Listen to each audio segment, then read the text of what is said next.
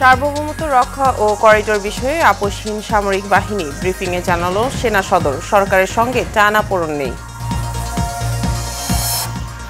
সচিবালয়ে অচল করে আন্দোলনে সরকারি কর্মকর্তা কর্মচারীরা, সরকারকে জিম্মি করলে পরিস্থিতি ভালো হবে না, হুঁশিয়ারি হাসনাত আবদুল্লাহর। 21শে আগস্ট গ্রেনেড হামলায় মামলায় তারেক বাবরের খালাসের বিরুদ্ধে রাষ্ট্রপক্ষের লিভ টু আপিল শুনানি হবে আজ।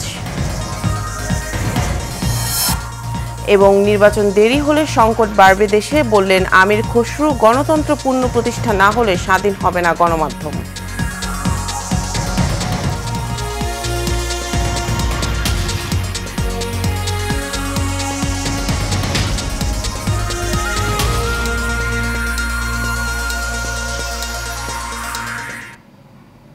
স্বাগত এশিয়া নিউজে, আপনাদের সাথে আছে আমি ইশিকা জাহান মিলা। এতক্ষণ শুনছিলেন বিআরবি কেবল ইন্ডাস্ট্রিজ লিমিটেড সংবাদ শিরোনাম। এবার চলে যাব বিস্তারিততে।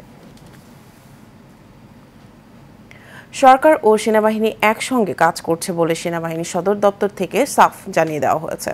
সোমবার দুপুরে ঢাকা সেনানিবাসে আয়োজিত এক সংবাদ সম্মেলনে এ কথা জানান সেনাবাহিনীর মিলিটারি অপারেশনস পরিচালক ব্রিগেডিয়ার জেনারেল মোহাম্মদ নাজিমুদ্দৌলা। করিডোরের বিষয়ে সরকারের পক্ষ থেকে সেনাবাহিনীর সঙ্গে কোনো আলোচনা হয়েছে কিনা এবং এই বিষয়ে সেনাবাহিনী কি ভাবছে, সাংবাদিকদের এমন প্রশ্নের জবাব দিয়ে তিনি বলেন, করিডোরের বিষয়টি অত্যন্ত স্পর্শকাতর। বাতিন বিপ্লবের রিপোর্টে বিস্তারিত। ৩৯ দিন পর দেশের আইন শৃঙ্খলা রক্ষা এবং সমসাময়িক সময়ে সেনাবাহিনীর দৈনন্দিন আভিযানিক কার্যক্রম নিয়ে ধারণা দিতেই এই সংবাদ সম্মেলন আয়োজন করে বাংলাদেশ সেনাবাহিনী, যাতে ব্রিগেডিয়ার জেনারেল মোহাম্মদ নাজিমুদ্দৌলা ও কর্নেল মোহাম্মদ শফিকুল ইসলাম বক্তব্য রাখেন। এ সময়ে গণমাধ্যম কর্মীদের প্রশ্নের জবাবে নাজিমুদ্দৌলা বলেন, সরকার ও সেনাবাহিনী খুব সুন্দরভাবে ওতপ্রোতভাবে একে অপরের সম্পর্ক হিসেবে কাজ করছে। করিডোরের সঙ্গে বর্ডারে আরসার মুভমেন্টের কোনো সংশ্লিষ্টতা নেই জানিয়ে তিনি আরও বলেন, সরকার ও সেনাবাহিনী ভিন্ন ভিন্ন চিন্তা করছে। Corridor is a separate issue. এটার সাথে বর্ডারের আরসা এবং আরএসও যে মুভমেন্ট, তাদের যে অস্ত্র নিয়ে এখানে চলাচল, এটার সাথে কোনো সম্পৃক্ততা নেই। সো আমি যদি সামারি করি, এটুকু বলবো যে let us think very simple. Nazimuddoula বলেন, অবশ্যই সেনাবাহিনী বর্ডার কম্প্রোমাইজ করেনি। যতক্ষণ পর্যন্ত সেনাবাহিনীর গায়ে বিন্দু পরিমাণ শক্তি থাকবে, ততক্ষণ পর্যন্ত কখনোই বর্ডার বিষয়ে কম্প্রোমাইজ করা হবে না। আমরা যেইভাবে চিন্তা করছি, সরকারের সাথে সেনাবাহিনীর বিশাল মত পার্থক্য হয়েছে, বিভেদ হয়েছে, যেটা দেখছি মিডিয়াতে, let us not interpret in this manner. এরকম আসলেই কিছু হয়নি। সরকার এবং সেনাবাহিনী খুব সুন্দরভাবে একে অপরের সহযোগিতায় কাজ করছে। এ সময় কর্নেল শফিকুল ইসলাম বলেন, বাংলাদেশ ও মিয়ানমার বর্ডার অত্যন্ত জটিল একটি পরিস্থিতির মুখে আছে। এমন পরিস্থিতিতে বাংলাদেশ সেনাবাহিনী সতর্ক অবস্থায় রয়েছে বলেও জানান এই সেনা কর্মকর্তা। সো আপনারা যেটা গণমাধ্যমে বা সোশ্যাল মিডিয়াতে দেখছেন, এটার সঠিকতা বা বস্তুনিষ্ঠতা নিয়ে যথেষ্ট বিবেচনার দাবি রাখে। বাতিন বিপ্লব, এশিয়ান টেলিভিশন, ঢাকা। সংশোধিত সরকারি চাকরি অধ্যাদেশ 2025 প্রত্যাহারের দাবিতে আজও সচিবালয়ে ভেতর বিক্ষোভ করেছেন বিভিন্ন মন্ত্রণালয় ও বিভাগের কর্মচারীরা। আজ মঙ্গলবার আবারও বিক্ষোভ মিছিল করার ঘোষণা দিয়ে সোমবার বেলা 2:30টার দিকে কর্মসূচি সমাপ্ত ঘোষণা করেন তারা।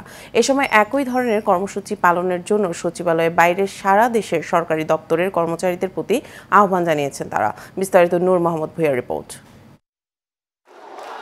বিক্ষোভে উত্তাল প্রশাসনের কেন্দ্রবিন্দু সচিবালয়। সোমবার বেলা 11টায় যার যার দফতর ছেড়ে মিলিত হন বাণিজ্য ভবনের সামনের গাছতলায়। সরকারি চাকরি সংশোধন অধ্যাদেশ কালো আইন আখ্যা দিয়ে স্লোগান দেন কর্মকর্তা কর্মচারীরা। ফেটে পড়েন বিক্ষোভে। আইন বাতিল না হলে কঠোর আন্দোলনের হুঁশিয়ারি দেন তারা। যে কালো আইন জারি করা হয়েছে, এই আইন যেন প্রত্যাহার করা হয়, বাতিল করা হয়। আমাদের এটাই মূল দাবি। একটাই দাবি, এই কালো আইন বাতিল করতে হবে, এটাই আমাদের দাবি। হ্যাঁ, পরবর্তী কর্মসূচি আমরা অবশ্যই যাব। আমাদের যারা আছে, নেতারা আছে যারা, তারা যেভাবে দিক নির্দেশনা দেবে আমরা সেভাবেই আগাবো। এ সময় সংশোধিত অধ্যাদেশ জারির প্রক্রিয়ার সঙ্গে যুক্ত সব সচিব ও সংশ্লিষ্টদের অপসারণের দাবি জানানো হয়। বিভিন্ন মন্ত্রণালয়ে আমাদের কর্মচারীদেরকে সচিবরা ডেকে থ্রেট করেছে, রুমে আটকে রেখেছে। আমরা আজকে তাদের নাম এই জনসভায় ঘোষণা করলাম না, বাট এই আইন প্রণয়ের মাস্টার মাইন্ড হলেন মুখলেসুর রহমান সাহেব। 8টা পর্যন্ত আপনারা এখানে থাকবেন। খেলা আজকে শুরু হবে, ইনশাআল্লাহ শেষ হবে। যদি না হয় 4টার পরে এই যে 14 তলার জন্য যে বিদ্যুতের সংযোগ দেওয়া আছে না, এটা আমরা বন্ধ করে দেব। এদিনে বেশ কিছুক্ষণ সচিবালয়ে কর্মকর্তা ও দর্শনার্থীদের প্রবেশ এবং চলাচল বন্ধ হয়ে যায়। এর বিরুদ্ধে যদি কোনো সচিব পদক্ষেপ নেয় আমরা তার বিরুদ্ধে পদক্ষেপ নেব। নূর মোহাম্মদ ভূঁইয়া, এশিয়ান টেলিভিশন, ঢাকা। জাতীয় নাগরিক পার্টির দক্ষিণাঞ্চলের মুখ্য সংগঠক হাসনাত আব্দুল্লাহ বলেছেন, সংস্কার কার্যক্রমে বাধা দিলে কঠোর হস্তে প্রতিরোধ করা হবে। সরকারকে সহযোগিতা করুন, সংস্কার কার্যক্রমকে সহযোগিতা করুন। সোমবার সকালে চট্টগ্রাম উত্তর জেলায় সাংগঠনিক সফর শুরুর আগে নগরের ১৬ শহরে বিপ্লব উদ্যানের সামনে জামায়াতে সাংবাদিকদের তিনি এসব কথা বলেন। হাসনাত আব্দুল্লাহ বলেন, আপনাদের যদি সংস্কার কার্যক্রম নিয়ে কোনো পর্যালোচনা থাকে, কোনো মন্তব্য থাকে, তাহলে আলোচনার মাধ্যমে সেটা সমাধান করুন, কিন্তু সরকারকে যদি জিম্মি করেন সেটার পরিস্থিতি ভালো হবে না। আপনাদের তো কোনো হিম্মত ছিল না ফ্যাসিবাদী সরকারকে প্রশ্নবিদ্ধ করার। সচিবালয়ে আন্দোলন প্রসঙ্গে হাসনাত আব্দুল্লাহ বলেন, জনগণের মুখোমুখি দাঁড়িয়ে এই সরকারকে যদি আপনারা হুমকি দেন, ধমকি দেন, সরকারের সংস্কার কার্যক্রমে বাধা দেন, তাহলে মনে রাখবেন এই জনগণ আপনাদের বিকল্প খুঁজে নেবে।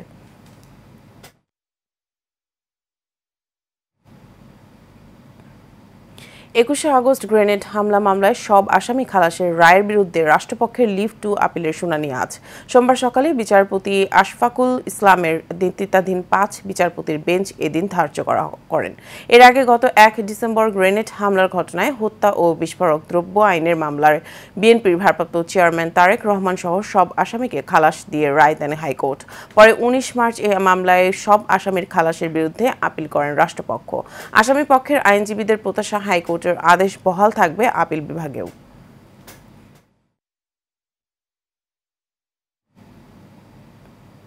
শেখ হাসিনাকে আদালত অবমাননার বিষয়ে ব্যাখ্যা দিতে পত্রিকায় বিজ্ঞপ্তি প্রকাশ করেছে আন্তর্জাতিক অপরাধ ট্রাইব্যুনাল। আগামী ৩ জুন সকাল ১০টায় ট্রাইব্যুনালে হাজির হতে বলা হয়েছে। এছাড়া ঢাকা দক্ষিণ সিটি কর্পোরেশনের মেয়র হিসেবে বিএনপি নেতা ইঞ্জিনিয়ার ইশরাক হোসেনকে আজকের মধ্যে শপথ পড়াতে এবার সরকারকে লিগ্যাল পাঠিয়েছেন তার আইনজীবী। সোমবার সিটি কর্পোরেশনের আইন ২০০৯ অনুযায়ী স্থানীয় সরকার মন্ত্রণালয়কে এই লিগ্যাল নোটিশ পাঠানো হয়। শেখ সোহাগের রিপোর্ট। সামাজিক যোগাযোগ মাধ্যমে ছড়িয়ে পড়া ২২৭ জনকে হত্যার লাইসেন্স পেয়েছি, এমন একটি অডিও বক্তব্যের ফরেনসিক বিশ্লেষণ। এটি সাবেক প্রধানমন্ত্রী শেখ হাসিনার কণ্ঠ বলে প্রমাণ পেয়েছে আন্তর্জাতিক অপরাধ ট্রাইব্যুনাল আইসিটি তদন্ত সংস্থা। গতকালকে ট্রাইব্যুনালে তাদের হাজির হওয়ার দিন ধার্য ছিল।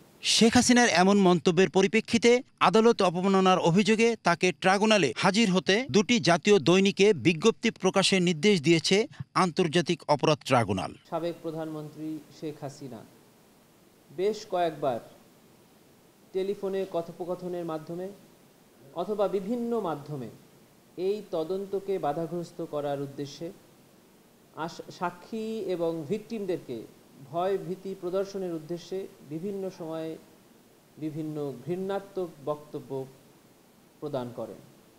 সে সকল বক্তব্যের মধ্যে ২২৭ জনকে হত্যার হুমকি, মামলার তদন্তকারী কর্মকর্তাকে হুমকি, যারা মামলা করছে তাদের বাড়িঘর পুড়িয়ে দেওয়া, এ জাতীয় কথাবার্তাও উনি বলেন।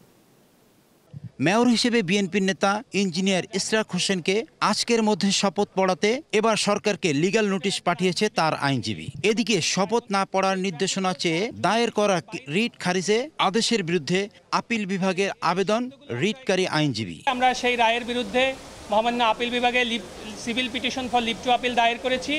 আমরা আজকে চেষ্টা করেছিলাম যে মহামান্য চেম্বার জজ আদালতে সেটি শুনানির জন্য অন্তর্ভুক্ত করতে, কিন্তু আমরা আজকে সেটি অন্তর্ভুক্ত করতে পারিনি। আমরা আশা করছি এটি আগামীকাল মহামান্য চেম্বার জজ আদালতে শুনানি হবে। নারী সংস্কার কমিশনের সুপারিশগুলো প্রস্তাবনা পর্যায়ে থাকায় এই সংক্রান্ত রিট খারিজ করে দিয়েছে হাইকোর্ট। কয়েকটি পর্যবেক্ষণ দিয়ে সোমবার সকালে বিচারপতি ফাতেমা নাজিব ও বিচারপতি শিকদার মাহমুদুর রাজীব হাইকোর্ট বেঞ্চে আদেশ দেন। শেখ সোহাগ, এশিয়ান টেলিভিশন, ঢাকা। সুষ্ঠু নির্বাচন যত দেরি হবে দেশে ততই সংকট বাড়বে বলে মন্তব্য করেছেন বিএনপির স্থায়ী কমিটির সদস্য আমির খসরু মাহমুদ চৌধুরী। সোমবার সকালে ঢাকা রিপোর্টার্স ইউনিটির প্রতিষ্ঠা বার্ষিকী উপলক্ষে উদ্বোধনী অনুষ্ঠানে তিনি একথা বলেন। আমির খসরু বলেন, বাংলাদেশ যতদিন পর্যন্ত গণতন্ত্র পূর্ণ প্রতিষ্ঠা না হবে, মিডিয়া ততদিন স্বাধীন হবে না। অগণতান্ত্রিকভাবে যারা ক্ষমতায় থাকে তারা মিডিয়াকে চাপে রাখে উল্লেখ করে তিনি আরও বলেন, আগামীর ঐক্য হবে গণতন্ত্র স্বাধীনতার জন্য। আগামীতে মানুষের জন্য দায়বদ্ধ সরকার দরকার বলেও উল্লেখ করেন তিনি।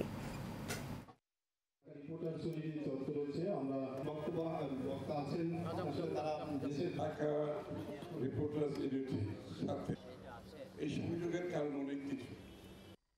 আমরা একটি সুষ্ঠু নিরপেক্ষ নির্বাচনের মাধ্যমে বাংলাদেশে একটি গণতান্ত্রিক অর্ডার ফিরিয়ে আনতে চাই, এবং এটা যত বিঘ্নিত হবে, যত দেরি হবে, তত বেশি আমাদের সংকট বাড়তে থাকবে।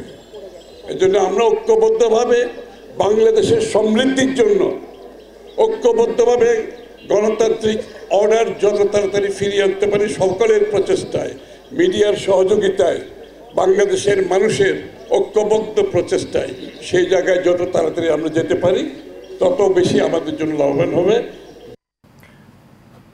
তথ্য যোগাযোগ প্রযুক্তির মাধ্যমে নারীদের ক্ষমতায়ন প্রকল্প দ্বিতীয় পর্যায়ের কর্মকর্তা কর্মচারীদের চাকরির নিশ্চয়তার দাবিতে সংবাদ সম্মেলন করেছে তথ্য আপা প্রকল্পের ভুক্তভোগীরা। জাতীয় প্রেস ক্লাবের সামনে প্রকল্পের কর্মকর্তা কর্মচারীবৃন্দ তাদের নির্দিষ্ট দাবিগুলো পর্যালোচনা করে ও অভিযোগগুলোকে তদন্তপূর্বক ব্যবস্থা গ্রহণ করার জন্য অনুরোধ জানান। কর্মসূচি পরিচালনা কমিটির সদস্য সচিব সঙ্গীতা সরকার বলেন, দীর্ঘদিন প্রকল্পে কর্মরতদের যোগ্যতা ও অভিজ্ঞতার ভিত্তিতে পরবর্তীতে তাদের চাকরির নিশ্চয়তা প্রদান ও কর্তনকৃত বেতন ভাতা অবিলম্বে পরিশোধ করতে হবে। সরকারের সংশ্লিষ্ট দপ্তরকে ২৭ মে পর্যন্ত আলটিমেটাম দেয় ভুক্তভোগী কর্মকর্তা ও কর্মচারীরা। তাদের দাবি মেনে না নেওয়া হলে ২৮ তারিখ থেকে লাগাতার কর্মসূচি পালন করার কথা জানান কর্মসূচি পরিচালনা কমিটি।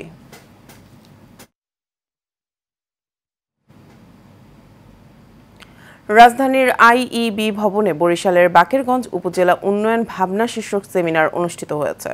সোমবার সন্ধ্যায় মশিউর রহমানের সঞ্চালনায় সেমিনারে বাকেরগঞ্জ উপজেলার উন্নয়ন নিয়ে গুরুত্বপূর্ণ মতামত ব্যক্ত করেন বরিশাল জেলা বিএনপির আহ্বায়ক সাবেক MP Abul Hossain Khan, public private partnership অথরিটির প্রধান নির্বাহী কর্মকর্তা সচিব মোহাম্মদ রফিকুল ইসলাম, জেলা জামায়াত ইসলামীর আমির মাহমুদুন নবী তালুকদার, প্রবাসী মিজানুর রহমান খান সহ অন্যান্যরা।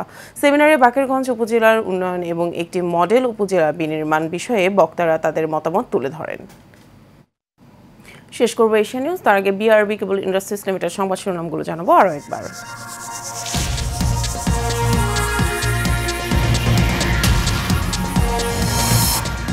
সার্বভৌমত্ব রক্ষা ও করিডোর বিষয়ে আপোষহীন সামরিক বাহিনী ব্রিফিংয়ে জানালেন সেনা সদর, সরকারের সঙ্গে টানাপোড়েন নেই। সচিবালয়ে নজরবিহীন আন্দোলনে সরকারি কর্মকর্তা কর্মচারীরা, সরকারকে জিম্মি করলে পরিস্থিতি ভয়াবহ হবে, হুঁশিয়ারি হাসনাত আবদুল্লাহর। ২১শে আগস্ট গ্রেনেড হামলা মামলায় তারেক বাবরের খালাসের বিরুদ্ধে রাষ্ট্রপক্ষের লিভ টু আপিল, শুনানি হবে কাল। এবং নির্বাচন দেরি হলে সংকট বাড়বে দেশে, বললেন আমির খসরু, গণতন্ত্র পূর্ণ প্রতিষ্ঠা না হলে স্বাধীন হবে না গণমাধ্যম। এশিয়া নিউজে পর্যন্তই। পরবর্তী সংবাদ দেখার আমন্ত্রণ রইল সবাইকে। ধন্যবাদ।